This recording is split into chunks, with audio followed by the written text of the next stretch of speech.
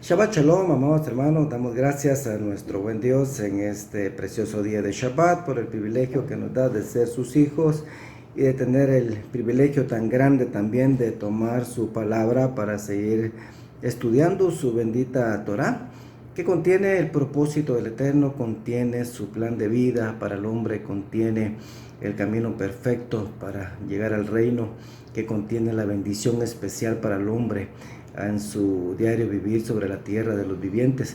Damos gracias a nuestro buen Dios que nos permite pasar nuevamente por esta parashá Koraj. Koraj pues es el nombre de uno de los sacerdotes, hijos de Leví, también es coatita. Koraj significa depilado, calvo, hielo, eso que significa el nombre Koraj. Y la parashá se refiere específicamente a eso, a la rebelión de Coré. Y vamos a ver cómo la naturaleza humana pues vuelve a ponerse en evidencia y se manifiesta en todos los niveles de la vida de los hombres. Y en verdad pues solo nos sirve para comprobar cuán delicada en realidad es la humanidad de las personas y muy difícil de entender a la luz del razonamiento erróneo y dañino en el que de forma particular pues algunos se hunden en una espiral pues hasta el extremo de querer desaparecer incluso, ¿verdad? Con tal de hacer prevalecer incluso su orgullo y su insolencia, por decirlo así, de esta manera. Oramos al Señor, clamemos al Señor sabiduría y pues de esta manera nos vamos a entrar en el estudio de este bendito libro. Baruch atah Adonai Eloheinu melech haolam. Bendito seas tú, Señor, Dios Rey del universo, creador de los cielos y de la tierra, que nos das la vida. Gracias te damos, Señor, por tu dulce, tu grande y tu profundo amor sobre nosotros. Bendito seas tú, mi Dios y Padre Celestial, que nos permites tomar tu palabra, Señor, esta palabra maravillosa que nos instruye convenientemente para la vida. Perdona nuestros pecados, nuestras maldades y nuestras iniquidades, y te rogamos, Señor, que este estudio sea de bendición para todos aquellos, Señor, a los cuales tú has dado oído para escuchar. Sea tu nombre bendito en esta preciosa hora.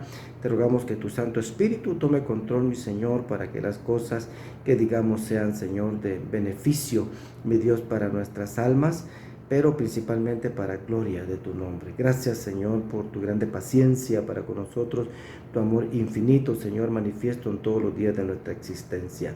A ti sea la gloria, la alabanza, majestad, en el nombre maravilloso de Yeshua HaMashiach, Melech Israel. Amén.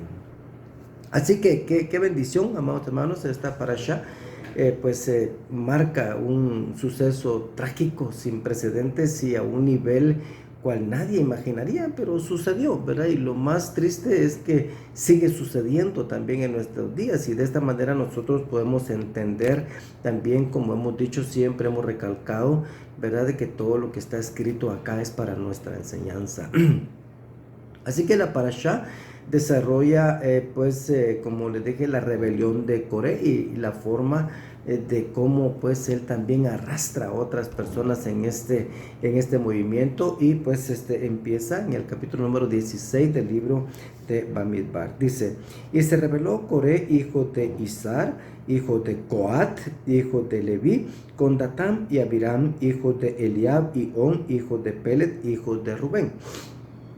Y se alzaron contra Moisés junto con algunos de los hijos de Israel, 250 jefes, dice, de la congregación, escogidos en la asamblea, hombres, dice, de renombre. Y se juntaron contra Moisés y Aarón y les dijeron: basta ya de vosotros, porque toda la congregación, todos ellos son santos, y el Señor está en medio de ellos. ¿Por qué entonces os levantáis por encima de la asamblea del Señor? Dice el verso 4 que cuando Moisés escuchó esto, cayó, dice, sobre su rostro, ¿verdad? Y habló a Coré, a todo su grupo, diciendo: mañana temprano el Señor mostrará quién es de él y quién es santo, y lo acercará así, aquel a quien él escoja lo acercará así. Haced esto, ¿verdad? Coré y todo vuestro grupo, tomad incensarios para vosotros y poned fuego en ellos, echad incienso sobre ellos mañana en la presencia del Señor, y el hombre a quien el Señor escoja será el que es santo. basta ya de vosotros, hijos de Leví. Entonces, amados hermanos, esta parte, de acuerdo a lo que vimos, habla acerca de esa rebelión y menciona a las personas involucradas. Vemos a Coré, ¿verdad? O Coraj, ¿verdad? Hijo de Quehat, hijo de Leví, o sea, era un coatita. El Señor había dicho, ¿verdad? Que pues tuvieran cuidado de los coatitas, que no fueran a sufrir daño. O sea, Moisés y Aarón tenían esa instrucción, ¿verdad? Se menciona, ¿verdad? Aquí en esta parte, ¿verdad? Esto, y pues eso significa que ellos tenían un cuidado especial de parte del Eterno. Aquí, de esta misma forma, se menciona dos personajes de la tribu de Rubén, cuya arrogancia se deja ver desde su forma de andar y de hablar. Así que empecemos con Coré, cuyo nombre, como dijimos, significa calvo, liso, o sea, hielo. O sea, esto ya infiere una superficie resbaladiza e inestable, ¿verdad? A veces los nombres de las personas dicen muchísimo, ¿verdad? Con relación a sus actos, y como siempre he dicho, siempre debemos tener cuidado también con los nombres que ponemos a nuestros hijos. El verso número 1 dice que se reveló Coré, o sea, la palabra se reveló, aquí la palabra lakaj, eso significa tomar, apoderarse, arrebatar, o sea, lo que podría también significar como tomó para arrebatar. Eso es lo que significa esa palabra lakaj en hebreo, lo que implica prácticamente una conducta, ¿verdad? Un interés particular, o sea, algo que él deseaba alcanzar más como persona que como comunitario, por decirlo así, de esta manera. O sea, esto es muy interesante, amados hermanos, porque su conducta denota una ceguera producto de la codicia, ¿verdad? De lo que está viendo. O sea, esto lo pone también a él en un grave peligro, de acuerdo a lo que hemos visto, porque en realidad no escatima esfuerzo, viendo pues que está delante de un Dios santísimo a quien no podemos manipular. O sea, esto pues se considera para él mismo, ¿verdad? Como para su familia, como un riesgo muy importante, y pensando él mismo pues de que puede ser apoyado en su causa incluso por Dios, y no consideró lo que Dios mismo dijera o pensara acerca de su conducta. O sea, él pensó en algún momento querer manipular quizás a Dios, como muchos de nosotros hemos pensado a lo largo de nuestra vida, o poder hacer lo que él quisiera delante del Señor y servir como él quisiera, pues lo cual definitivamente denota de idolatría. O sea, eso es muy arriesgado, es muy peligroso lo que hizo Coré.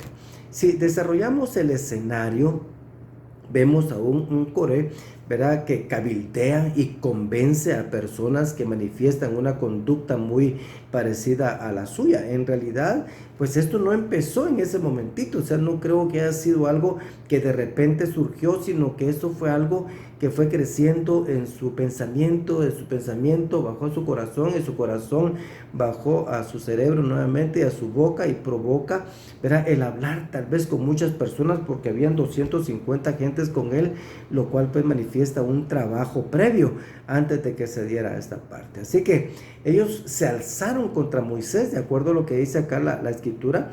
Recordemos que Moisés representa el orden de Dios, porque su liderazgo fue establecido específicamente por el Eterno. O sea, esto no fue algo que Moisés escogió. Es más, nosotros sabemos de que él estuvo rehuyendo todo el tiempo a esta elección que el Señor había hecho sobre él. Pero aquí en esta parte vemos que los líderes eran nombrados por el Señor. Aún esos 250 que se rebelaron aquí con Coré, de acuerdo a lo que vimos en el verso número 2, que eran jefes de la congregación, dice que eran escogidos. O sea, de acuerdo a esto, al ser ellos escogidos, aquí dice, ¿verdad?, escogidos en la asamblea.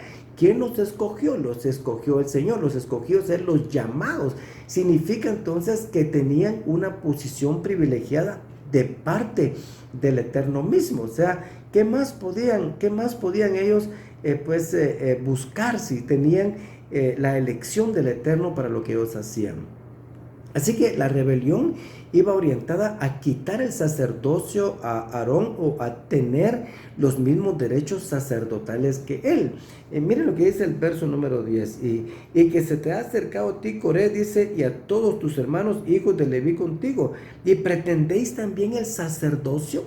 ¿Verdad? Esto es lo que le está diciendo, lo que está diciendo acá Moisés a Coré. Pero el Señor, entonces, amados hermanos, debemos entender que escoge a los que Él quiere, ¿verdad? Y a los que Él quiere que se acerquen a Él, tal como sucede con las palabras de Yeshua, de acuerdo a lo que nosotros hemos visto en el capítulo número 20 del libro de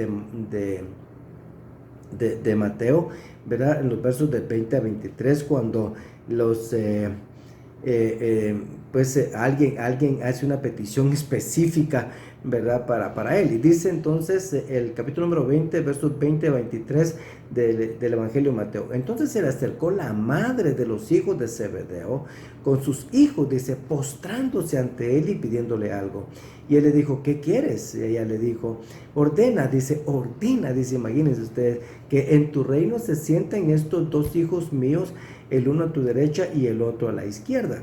Entonces Yeshua respondió y dijo, no sabéis realmente lo que pedís.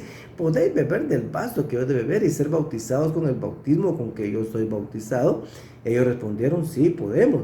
Y les dijo, a la verdad de mi vaso beberéis, dice, y con el bautismo con que yo soy bautizado, seréis bautizados. Pero el sentaros a mi derecha y a mi izquierda no es mío darlo, sino a aquellos, dice, a quienes está preparado, dice, por mi Padre. O sea, esa fue la respuesta de nuestro Señor Yeshua aquí en esta parte. Ahora, lo interesante en esto, mis amados hermanos, es la paciencia que el Señor muestra ante esta circunstancia. La paciencia del Señor es muy grande porque esta mujer le estaba diciendo a él lo que ella quería que él hiciera, ¿verdad? Y miren, de veras, nosotros estamos acostumbrados a no a pedir, sino a rogar misericordia, sino como a querer ordenar al Señor lo que queremos que Él haga. Entonces, aquí es donde se manifiesta la paciencia muy grande del Señor para los hombres. Los coatitas, como les decía, amados hermanos, eran privilegiados, importantes en la comunidad, pero algunos de ellos elevaron su corazón con arrogancia, ¿verdad? Es el mismo pecado en realidad del adversario de nuestras almas. O sea, la arrogancia, ¿verdad?, se ha crecido de una manera increíble. En este caso, como crece también la cizaña en el campo y se levanta contra la autoridad del Señor. O sea, pasa exactamente lo mismo. En realidad, lo que está sucediendo aquí, amados hermanos, es una forma de quitarle la autoridad al Señor y establecer la suya propia. ¿Por qué? Porque ellos estaban queriendo hacer a un lado Moisés y Aarón y colocarse ellos. Como quien dice, lo que el Señor eligió, pues eso no es problema, nosotros los vamos a poner, ya basta de ustedes. Es como decirle no al Señor, o sea, a mí no me gusta lo que escogiste, o sea, qué cosa más terrible. Realmente no nos ponemos a pensar muchas veces, ¿verdad?, cómo se va a interpretar o se interpretan las cosas que hacemos, todo por nuestra naturaleza orgullosa, ¿verdad? El hombre hoy en día está acostumbrado a eso y está tan cegado que no se da ni cuenta de lo que está haciendo. Entonces, quitar la autoridad que el Señor ha puesto es oponerse a Él. O sea, es tan fuerte como eso, y está escrito, incluso Pablo lo escribe en la carta a los romanos y les dice claramente: sométase toda persona a las autoridades que gobiernan, porque no hay autoridad sino de Dios, dice, y las que existen por Dios son constituidas. Por consiguiente, dice, el que resiste a la autoridad, a lo ordenado por Dios, se ha opuesto. Y dice, los que se han opuesto sobre sí recibirán condenación. Imagínense ustedes, porque los gobernantes no son motivo de temor para los de la buena conducta, sino para el que hace el mal. Y ustedes pueden, amados hermanos, por favor, seguir leyendo lo que sigue aquí en esta parte de la carta a los romanos. Entonces, aquí vemos con claridad, amados hermanos, verá que esa fue la actitud de Coré y sus seguidores. ¿Verdad? Siempre se le quiere decir a Dios lo que tiene que hacer. O sea, esto no puede ser, ¿verdad?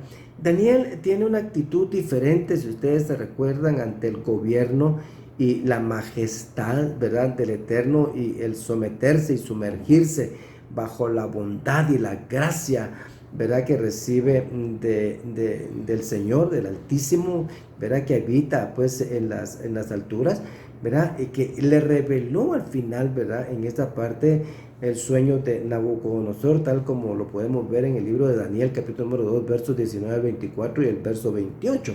Entonces, el someterse bajo la autoridad de Dios garantiza realmente una comunión especial, tal como sucediera con Daniel, y de esta manera también poder ver pues de que el someternos al Señor es lo mejor que nos puede pasar, en el sentido de poder esperar una guianza de Él cuando esperamos en su voluntad.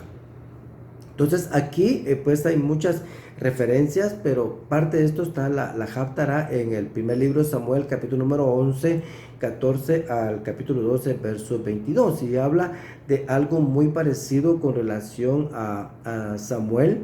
Aquí en esta parte vemos a Samuel que pues unge a Saúl por rey, pero él confronta al pueblo y le dice: vengan, ¿verdad?, delante del Señor y díganme todo lo que he hecho yo, con lo cual los haya defraudado, ¿verdad? Y vengan, hagan queja delante del Señor sobre mi persona, porque ni siquiera un asno pues les he quitado. Y es algo también que dijo el mismo Moisés. Ahora, lo que estaba pasando que aquí mismo, ¿verdad?, estaba sucediendo exactamente la misma historia, porque el pueblo había pedido un rey. O sea, como quien dice, ya no queremos estar más bajo la autoridad del Señor y vamos a hacer lo que a nosotros nos plazca.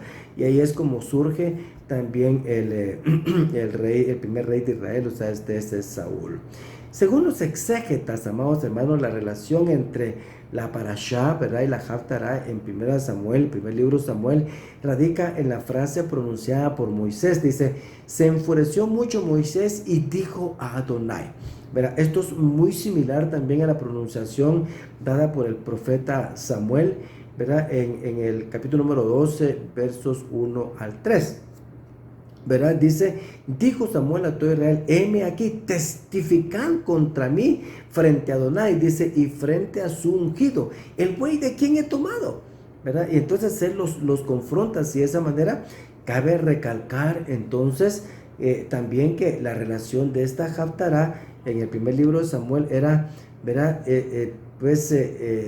ver también de que Samuel es descendiente de Coré, y eso lo podemos ver en el primer libro de Crónicas, capítulo número 6, versos 18 al 23. O sea, es precisamente de aquel que una vez había dirigido una rebelión contra Moisés, ¿verdad? Y aquí hay un descendiente, ¿verdad?, de él, que está defendiendo ahora esta posición cuando el resto del pueblo se rebela en contra del Señor.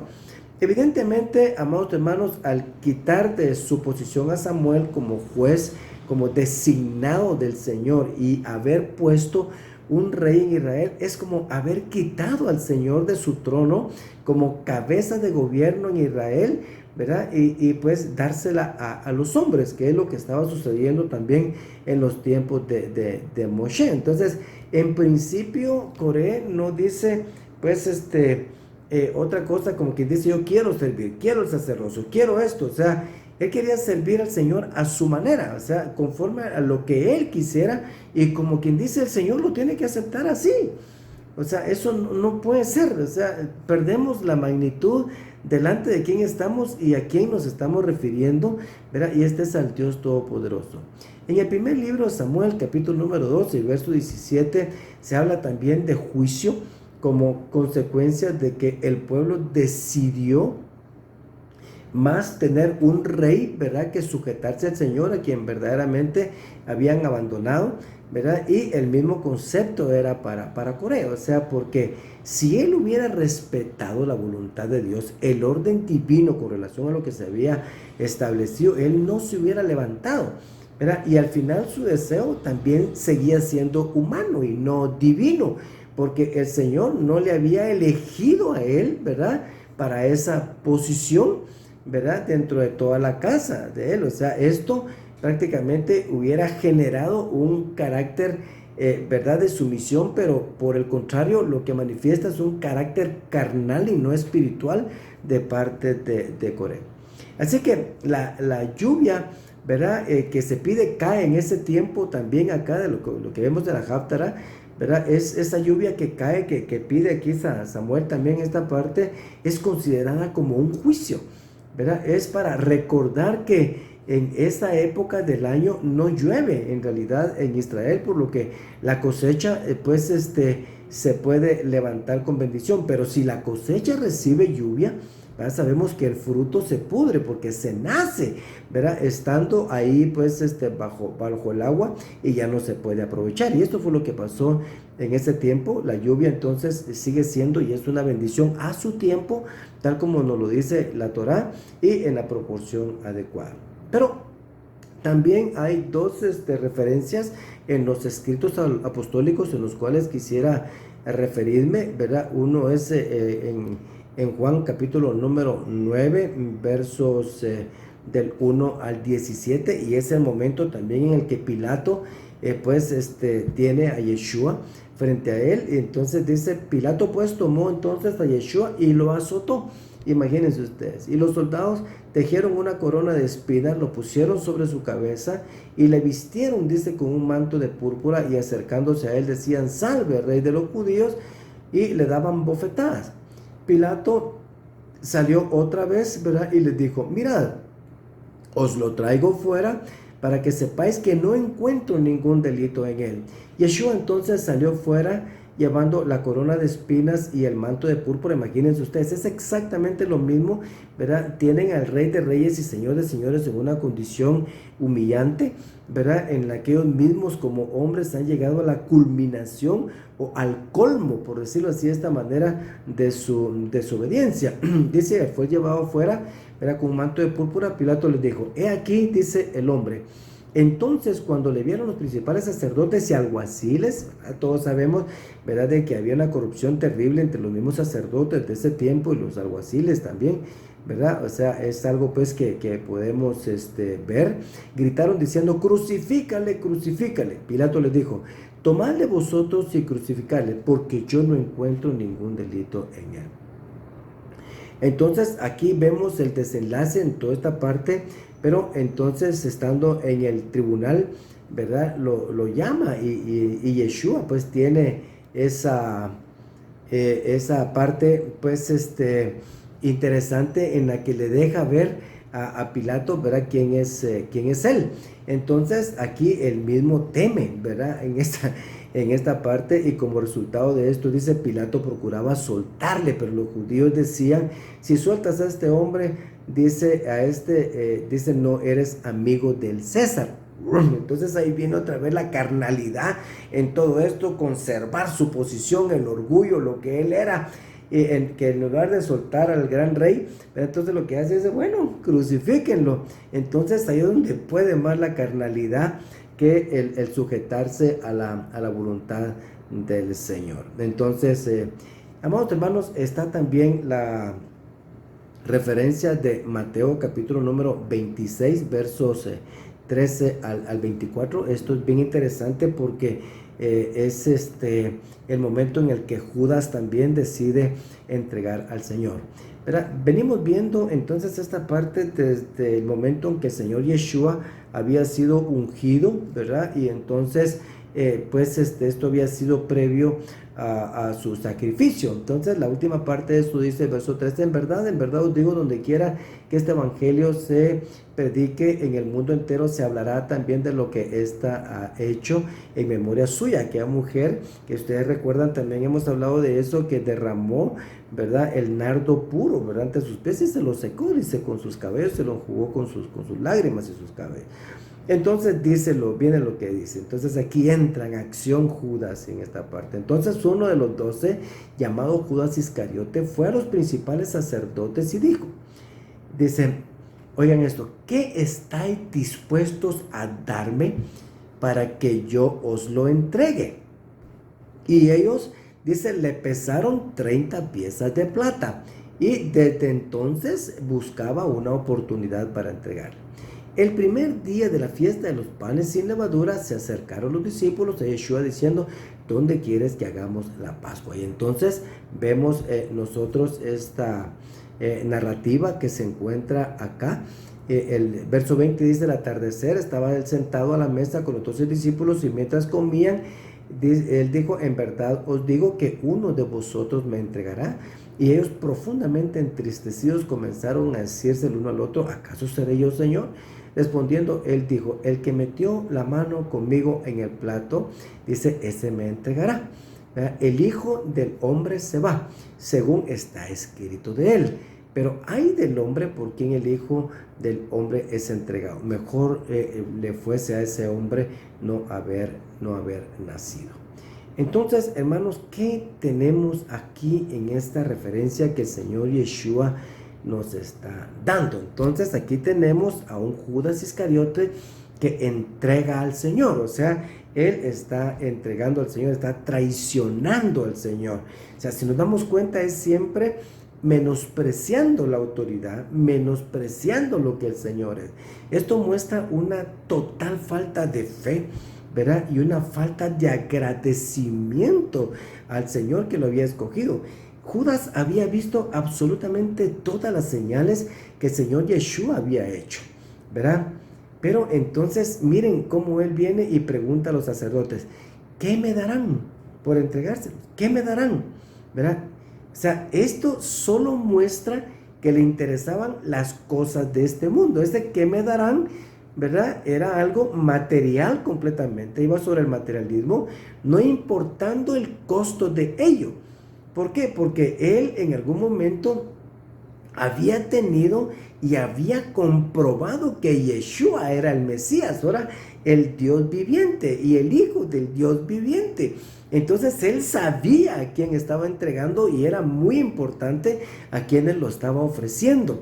Entonces es la misma rebelión de Coré, su codicia, la codicia de Judas Iscariote, y no importaba el costo para ello, porque no le importó el costo, sabiendo realmente de quién se trataba. O sea, es una rebelión muy, muy grande, muy grande pues, contra el Señor, ¿verdad? Por todas las cosas y todas las señales que él había visto que se habían dado.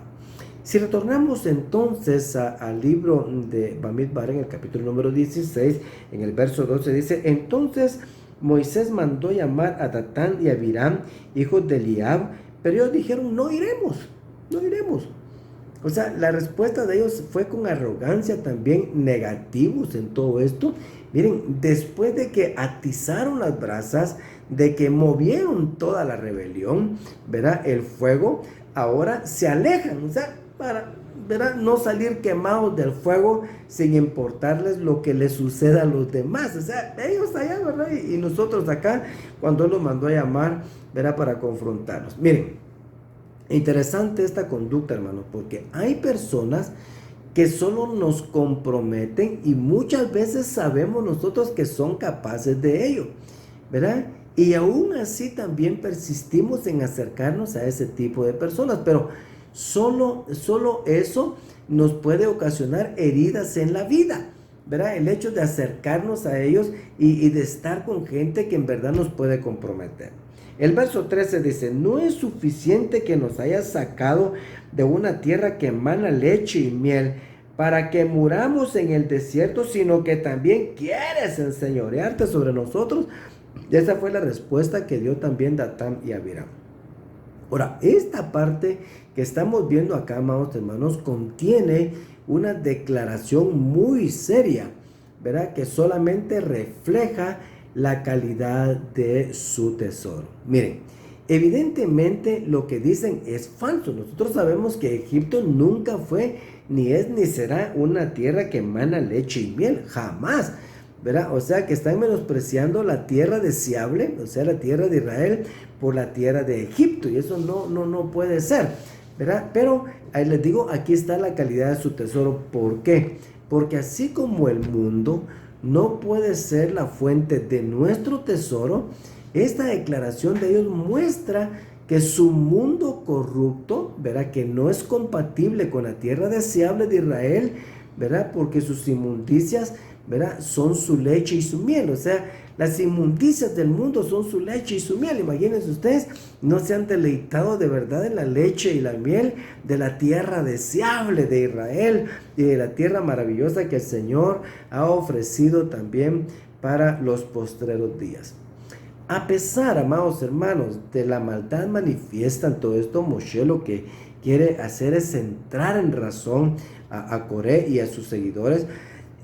Y vemos también acá en el capítulo número 16, siempre de Bamidbar, los versos del 16 al 19, lo que dice. Miren. Y dijo Moisés a Coré: tú y toda tu compañía presentaos mañana, oigan ustedes, mañana, delante del Señor, tú, ellos y Aarón. Cada uno de vosotros tome su incensario, ¿verdad? Y ponga incienso en él, y cada uno de vosotros traiga su incensario delante del Señor. 250 incensarios. Tú también, Aarón, dice, y tú también, y Aarón, cada uno traiga su incensario. Cada uno tomó su incensario y puso fuego en él y echó incienso en él, y se pusieron a la puerta de la tienda de reunión con Moisés y Aarón. Así reunió Coré a toda la congregación en contra de ellos, a la puerta de la entrada de la tienda de la reunión, o sea, este es del tabernáculo, y la gloria del Señor apareció a toda la congregación. Miren, cada vez que la gloria del Señor aparece es porque está pasando algo en la cual se necesita la intervención divina para parar la insolencia del hombre. Entonces, lo que Moisés quiso hacer acá fue atraer su atención. ¿Por qué? Porque lo que él estaba haciendo era un suicidio. Coré estaba suicidándose porque ellos conocían lo que eso representaba. Ya había pasado, ¿verdad?, un ejemplo del presentar fuego extraño delante del Señor. Esto fue con Nadab y Abiú, que eran hijos de Aarón. Imagínense ustedes, ¿verdad? Ellos sabían que no les tocaba a ellos quemar incienso en el tabernáculo, sino que era una tarea exclusiva para los elegidos del Señor, en este caso Aarón. ¿Sí? La actitud de ellos pone en riesgo a toda la comunidad. Que miren lo que pasa en el verso 20. Entonces el Señor habló a Moisés y a Aarón diciendo: apartaos de esta congregación, imagínense ustedes, para que yo la destruya en un instante. O sea, de esta rebelión puso en riesgo prácticamente a toda la comunidad, a toda la congregación. Miren, las personas sublevadas no solo eran personas importantes dentro de la comunidad, sino que ejercían también algún tipo de liderazgo. O sea, ellos debían servir de ejemplo, de obediencia también a los demás. Y en lugar de eso, ¿qué fue lo que pasó? Su corazón se ensalzó en contra del Señor y de sus ungidos. El razonamiento, amados hermanos, de Coraj luce fundado principalmente sobre exigencias muy normales, ¿verdad? O sea, nada es más lógico según esto, ¿verdad?, que permitirle al pueblo tomar parte de la actividad pública, ¿verdad? Impedirle a los jefes que se conviertan en tiranos, según él. Así que Coraj se presenta como un verdadero precursor de las aspiraciones democráticas. O sea, el pueblo elige, el pueblo dice lo que hay que hacer. Sabemos nosotros que el Señor no es democrático, Él es teocrático, Él es el Rey de Reyes y Señor de Señores. Entonces, o nos ajustamos a sus reglas o perecemos. Así de fácil es la situación. Ahora, estas cosas democráticas, las cuales han sido tan a menudo la recompensa de las luchas en la historia de las naciones, porque eso es lo que marca esto, ¿verdad? Una lucha de los pueblos, por el poder del pueblo, como se dice hoy día, ¿verdad? El mejor ejemplo de esto es la inclusión de los famosos derechos humanos que nosotros hemos visto, y miremos hasta dónde van los derechos humanos y los movimientos, ¿verdad?, que se dan en los derechos humanos el día de hoy, con todas las cosas que ellos mismos se han permitido. Nosotros sabemos realmente cómo va el mundo con relación a eso. El argumento entonces para involucrar al pueblo, ¿verdad?, está en el verso número 3. Miren, de acuerdo a lo que vimos esto. Y juntaron contra Moisés, dice, y se juntaron contra Moisés y Aarón y les dijeron: basta ya de vosotros, porque toda la congregación de ellos son santos y el Señor está en medio de ellos. Así, todos son santos. Aquí miren, ¿cuál es su problema? Así que todos son santos ustedes. ¿Qué cosa más terrible? Si fuera así de esa manera, fuera algo extraordinario. Aún así, verá, el Señor tiene mucha misericordia.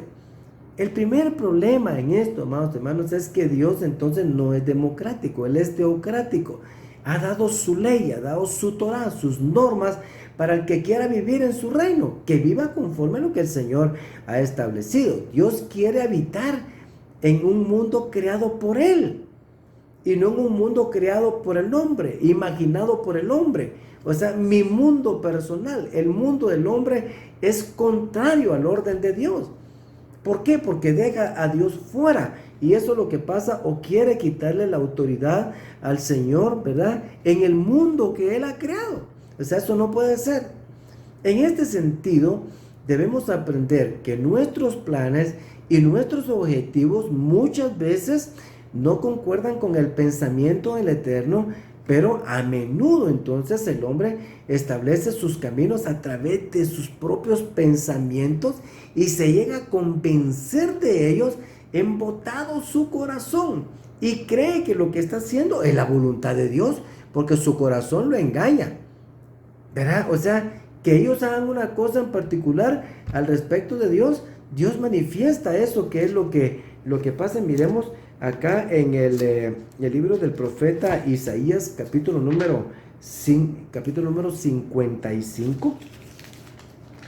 Aquí lo tengo, versos del 6 en adelante. Vamos a ver cómo es esto. Dice: buscad al Señor mientras puede ser hallado. Llamadle, dice, en tanto que está cerca. Abandone, dice, óigame, abandone el impío su camino y el hombre inicuo sus pensamientos. O sea, ¿cómo lo vamos a buscar?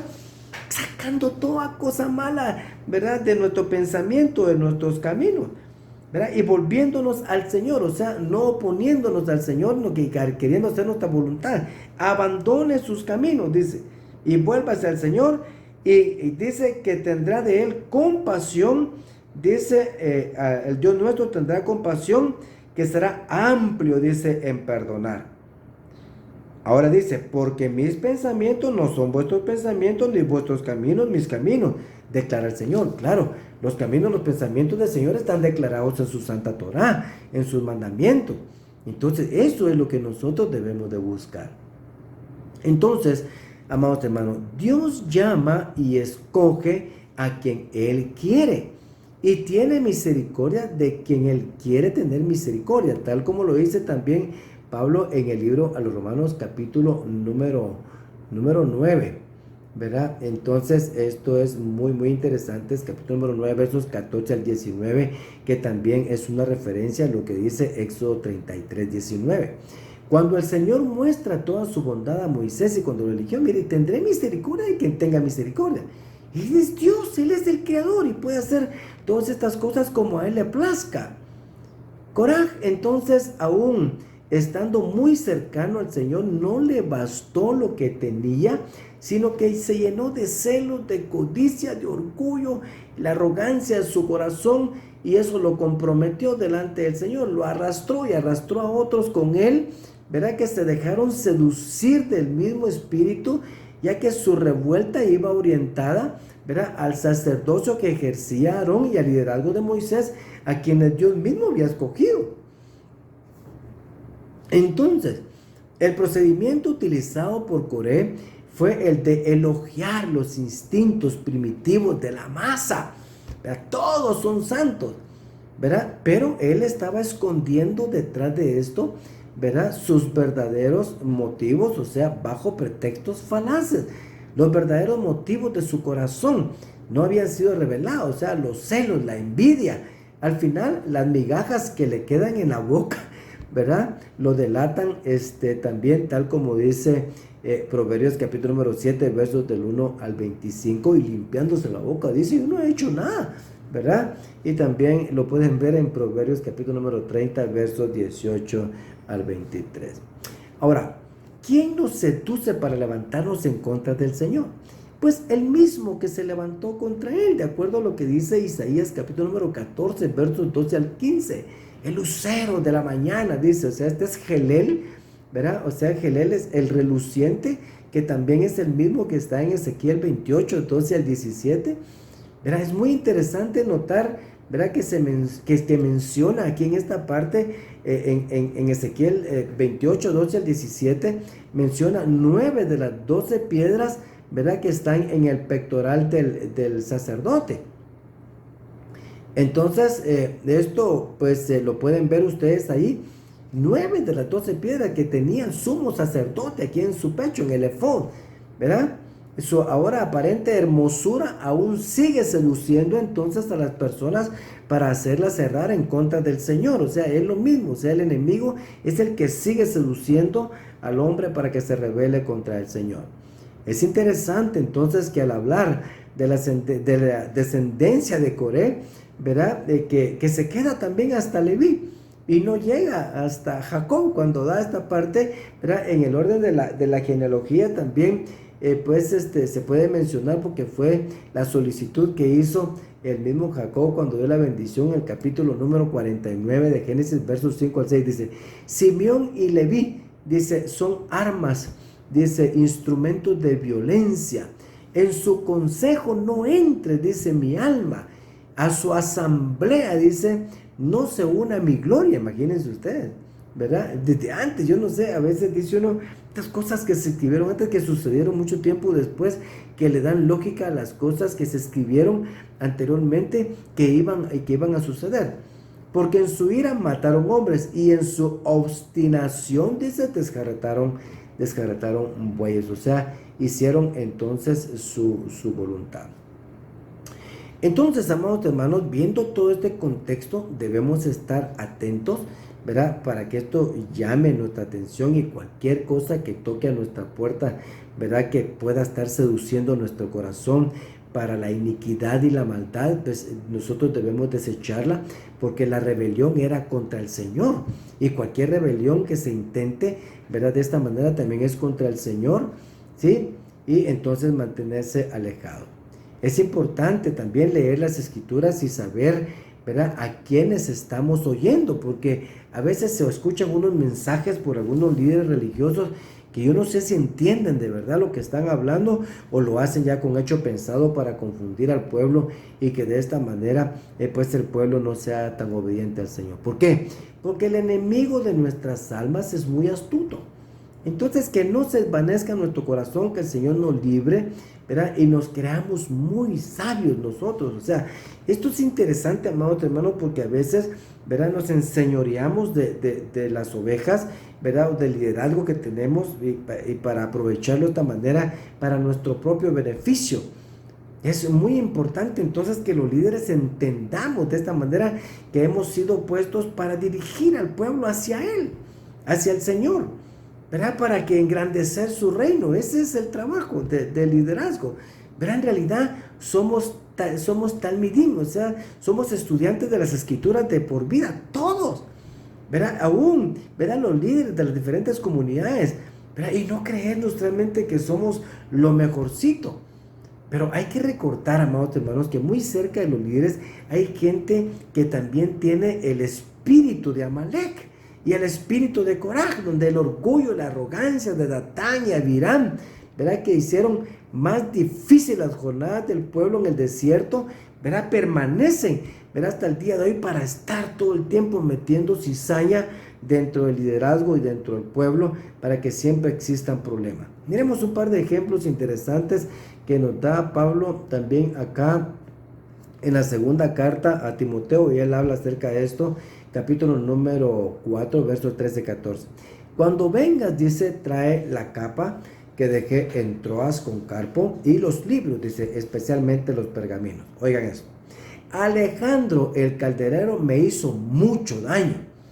Dice, el Señor le retribuirá conforme a sus hechos. Imagínense ustedes. O sea, pasaba en los tiempos de Yeshua. Pasaba en el principio con Moisés, ¿verdad? Y en el tiempo de Pablo también. Los hombres se encargan realmente de hacer difícil muchas veces las jornadas, ¿verdad?, de los creyentes cuando se dejan seducir por el mal. Miren lo que dice también la primera carta a Timoteo, capítulo número 1, versos 18 al 20. Esta comisión te confío, hijo Timoteo, conforme, dice, a las profecías que antes se hicieron en cuanto a ti, a fin de que por ellas pelees la buena batalla. guardando la fe, dice, y una buena conciencia que algunos han rechazado y naufragaron en lo que toca a la fe, entre los cuales, dice, están Himeneo y Alejandro, a quienes he entregado a Satanás, dice, para que aprendan a no blasfemar. Imagínense, estaban metidos ahí también. Y miren lo que estaban haciendo. O sea, esto es algo dramático. O sea, en todos los tiempos está entonces ese espíritu de Amalek, ese espíritu de coraje, ese espíritu de orgullo y arrogancia de Datán y Abiram, también en contra del liderazgo para comprometer también a todo el pueblo. Ahora bien, la reacción inicial de Moisés, amados hermanos, manifiesta rápidamente su carácter y su humildad. En el verso número 4, tal como leímos, dice, Moshe oyó y cayó, dice, sobre su rostro. Esta es una frase muy repetida en las escrituras, lo cual implica y manifiesta y muestra la humildad de Moisés. También el temor de Dios, porque Moisés conocía al Eterno y sabía lo que venía como consecuencia de esto que estaba pasando. Él sabía que iba a pasar algo fuerte también, que el Señor reaccionaría a esto porque sabían que se estaban oponiendo a la voluntad de Dios. Y esto, pues, esta reverencia inmediata y súplica, ¿verdad?, que se da es para reducir el mal. Y pues Moisés, como intercesor, intermediario, pues hace lo que hace. La solución entonces que ofrece Moisés contiene una estrategia muy complicada también, que lleva implícito incluso el análisis de los rebeldes para que se arrepientan. O sea, en el verso 5 y 7 del capítulo número 16 dice, traigan sus incensarios, preséntense delante del Señor. Mañana Adonai, ¿verdad?, hará saber pues quién es suyo, ¿verdad? Hay que recordar que eran familia de Moisés, eran coatitas, y el Señor había ordenado que los cuidaran, que cuidaran de ellos, ¿verdad? Por eso Moisés no juzga ni pide las cosas en ese momento, sino que dice mañana es para darles tiempo para que reaccionaran. Miren qué estamos haciendo, cómo vamos a presentar nosotros delante del Señor estos incensarios, este incienso. No nos toca, lo más seguro de que vamos a perecer en todo esto, pero no tuvieron la capacidad, ¿verdad?, de pensar, de analizar estas cosas, sino que ellos mismos se comprometieron delante del Señor. Tomen sus incensarios, coraje y todo su séquito, ¿verdad? Esta era otra señal muy fuerte. Miren, mañana piensen y tomen sus incensarios. Es importante recordar aquí, ¿verdad? Ellos lo sabían, porque sabían también lo que había pasado con Nadab y Abiú de presentar fuego extraño, y ellos estaban corriendo el mismo riesgo. La pregunta que se hacen los estudiosos, los sabios de aquí en esta parte es, ¿cómo ha podido Coré someterse a una prueba semejante, teniendo la inteligencia, el entendimiento que tenía de acuerdo a la posición privilegiada que él tenía delante del Señor?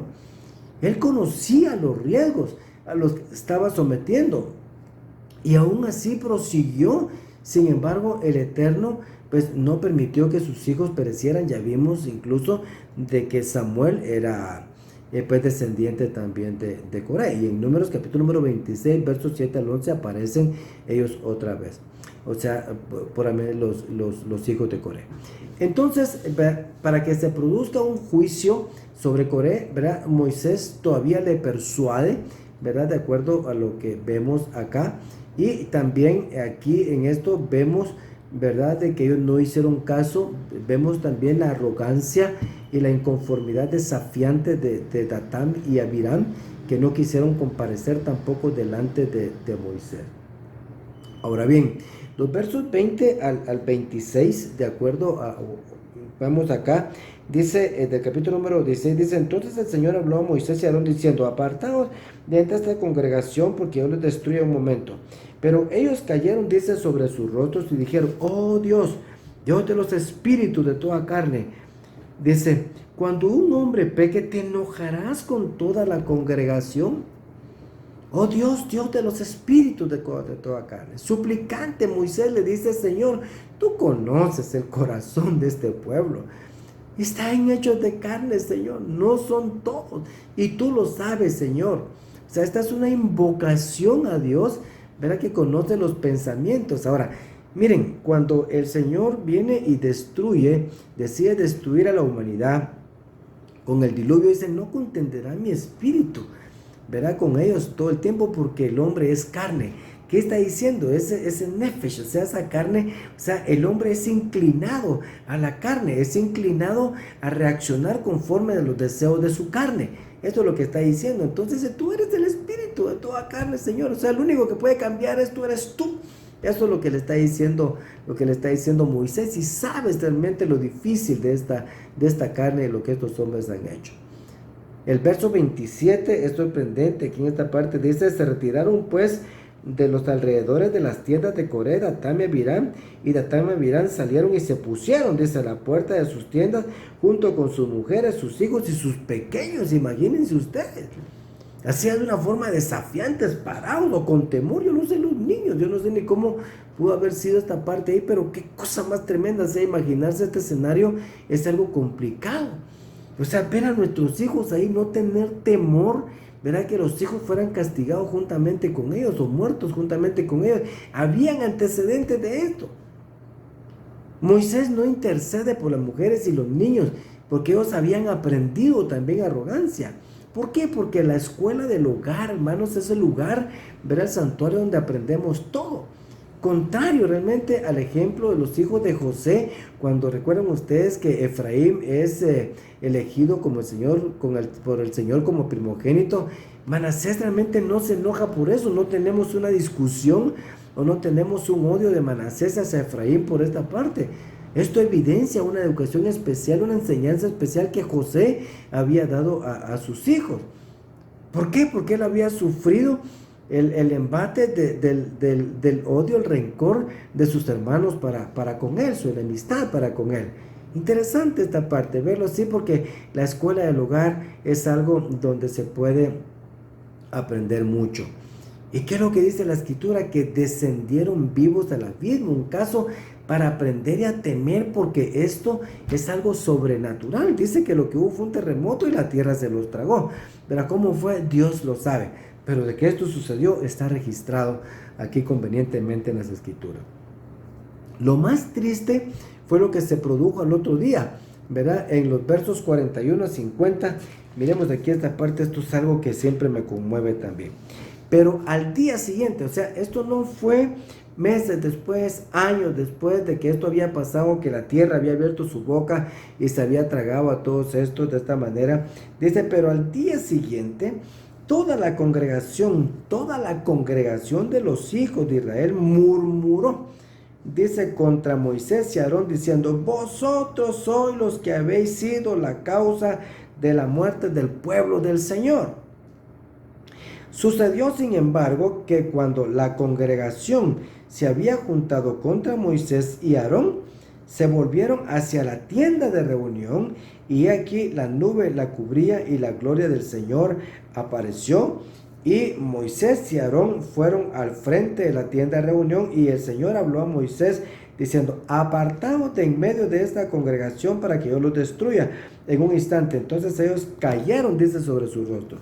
Y Moisés le dijo a Aarón: toma tu incensario y pon en él fuego del altar, dice, y echa incienso en él. Tráelo entonces pronto a la congregación y haz expiación por ellos, porque la ira ha salido de parte del Señor. La plaga ha comenzado. Aarón lo tomó como Moisés le había dicho, dice, y corrió hacia el medio, dice, de la asamblea. Pues he aquí que la plaga ya había comenzado entre el pueblo, y echó el incienso e hizo expiación por el pueblo. Y se colocó, esto es interesante, y se colocó entre los muertos y los vivos, y la plaga se detuvo. Y los que murieron a causa de la plaga fueron 14,700, sin contar los que murieron por la causa de Coré. Después Aarón regresó, dice, a Moisés a la puerta de la tienda de reunión, pues la plaga se había detenido.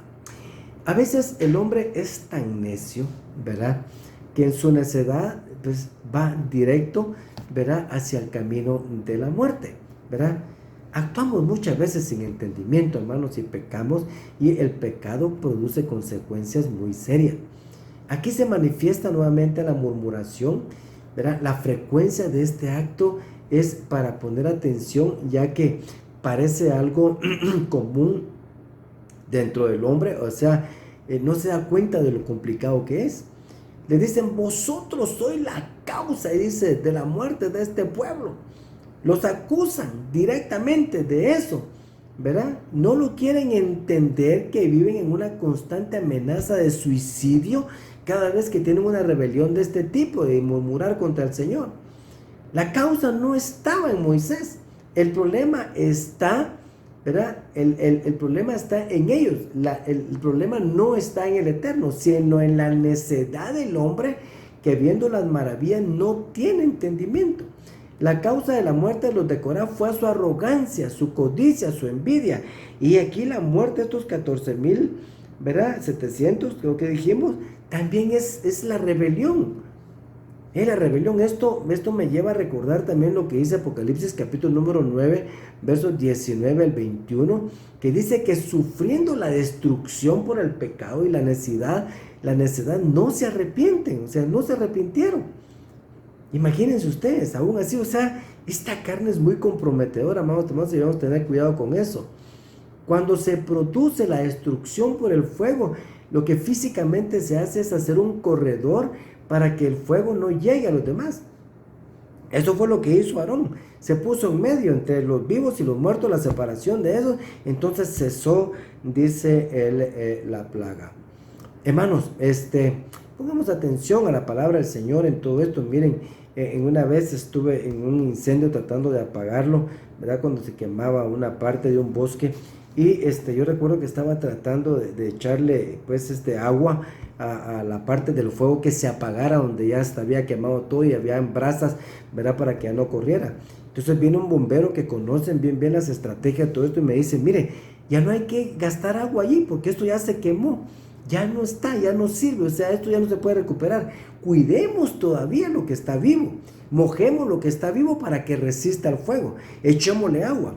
Entonces eso es interesante porque la palabra del Señor es el agua, o sea, es comparada con el agua. ¿Sí? O sea, la purificación del hombre. O sea, nosotros necesitamos estar abastecidos realmente de esta agua espiritual, de esta palabra maravillosa, para evitar que el fuego nos alcance. O sea, hay cosas que nos toca hacer de acuerdo a nuestra posición. A nosotros en las comunidades, en las congregaciones nos encontramos. O sea, no usurpemos, ¿verdad?, las posiciones de los puestos que no nos toca a nosotros dentro de la comunidad, o lo que no hemos sido llamados, sino con alegría, con un espíritu de agradecimiento, nosotros movámonos dentro de la comunidad para hacer lo que el Señor quiere que hagamos, ¿verdad? Porque el Señor no va a cambiar sus reglas. Los que tienen que ajustarse a las reglas, ¿verdad?, somos nosotros. De esta manera, amados hermanos, el capítulo número 17, después de esto, lo que se da es de que la vara de Aarón reverdece, lo cual confirma la elección divina sobre Aarón, ¿verdad?, su liderazgo. O sea, esto es interesante, esta parte, porque este es el reverdecimiento de la vara, de la autoridad, ¿verdad? O sea, una vara es algo inerte y algo que da flores y da fruto, ¿verdad? Eso produce, pues, es algo que solo el Señor puede hacer. Entonces, interesante, hay todo un estudio de eso que no lo vamos a tocar en esta oportunidad, pero vemos exactamente, ¿verdad?, como lo que es hoy, como la elección divina y la confirmación sobre Israel. El capítulo número 17, entonces, es eso. El capítulo número 18 habla sobre las obligaciones y los privilegios de Aarón y sus hijos, los levitas. Aquí también está de que el Señor les da esa provisión, los sacrificios, ¿verdad?, que se dan, que lleva el pueblo como las ofrendas del Señor, el alimento del Señor, como algo santo, algo sagrado que se está dando acá en esta parte. Hay otra referencia también que en algún momento fue tomado como una haftara, ¿verdad?, en la parte de los profetas, y está en Isaías capítulo número 66, versos del 1 al 24. Entonces aquí en esta parte vamos a ver de que se escribe a las personas que son aceptas por Dios, y son todas aquellas que son humildes, que tiemblan, dice, ante su palabra, que no toman la palabra como algo sin valor, o que se rebelan en contra de la palabra del Señor. El Señor les muestra entonces la corrupción que hay en ellos y la contaminación que existe en el hombre, y todo esto es como consecuencia de seguir sus propios caminos que marcan una rebelión directa contra el Señor. Interesante entonces reconocer nuestra humanidad, reconocer nuestra carnalidad y tenerle sumo respeto y cuidado a eso también para que no se rebele en contra del Señor. Aquí en esta parte vemos de que el Señor nos llama a la vida, que el Señor quiere que vivamos y sobrevivamos en Él. Bendito sea el Señor, amados hermanos, por su santa palabra, por esta parashá que nos vuelve a motivar nuevamente a disfrutar lo que el Señor nos ha dado dentro del reino, dentro de su reino, esperanzados, esperando en el Señor. No seamos orgullosos, no seamos abusivos, no seamos insolentes delante del Señor, no seamos tampoco arrogantes, sino que con agradecimiento, con temor, con temblor, con paciencia, sigamos hacia adelante en nuestra vida. El paso por esta vida es muy corto. Aprovechemos este paso sobre la tierra de los vivientes para hacer lo que el Señor nos ha mandado a hacer, seguir sus caminos, su palabra maravillosa, porque esto es nuestro bien. O sea, esto es algo que va a bendecir y seguirá entonces bendiciendo nuestras vidas. Que el Señor les bendiga, que nos siga bendiciendo a todos. Que el Señor haga de nuestra vida una bendición especial y que ponga en nuestra mente, en nuestro corazón, ese deseo de ser fieles y leales a Él, y nos libre el Señor de todo tipo de maldad y los ataques del enemigo. Con el permiso del Señor, entonces vamos a bendecir a su pueblo. Que el Señor te bendiga y te guarde, que el Señor haga resplandecer su rostro sobre ti, tenga a ti misericordia, que el Señor alce su rostro sobre ti y ponga en ti shalom. Que la bendición del Altísimo, el Dios y Padre Celestial, sea sobre tu vida. Que el Señor dé sanidad en este momento sobre los que se encuentran enfermos, sobre los que están padeciendo de cáncer, de tumores, los que están al borde de la muerte. Sean rescatados por el Eterno. Sea para vida en este momento esta bendición. Que el Señor les levante, que el Señor haga de ustedes y tenga misericordia y haga una señal de bondad para que el Señor sea glorificado en su sanidad en este momento. Que la gracia del Señor sea sobre aquellos que están pasando diferentes dificultades, están teniendo pruebas difíciles. Que el Señor les sea propicio. Que el Señor les permita ver su luz y la luz para la solución de sus problemas. Aquellos que están teniendo hambre, que sean suplidos conforme a las misericordias, a sus riquezas en gloria en el Señor. Que el Señor les dé shalom, que el Señor les encamine con bien. Aquellos que están pidiendo fortaleza para vencer la tentación, que sean investidos de poder del Espíritu de Dios y que sean victoriosos en las diferentes pruebas.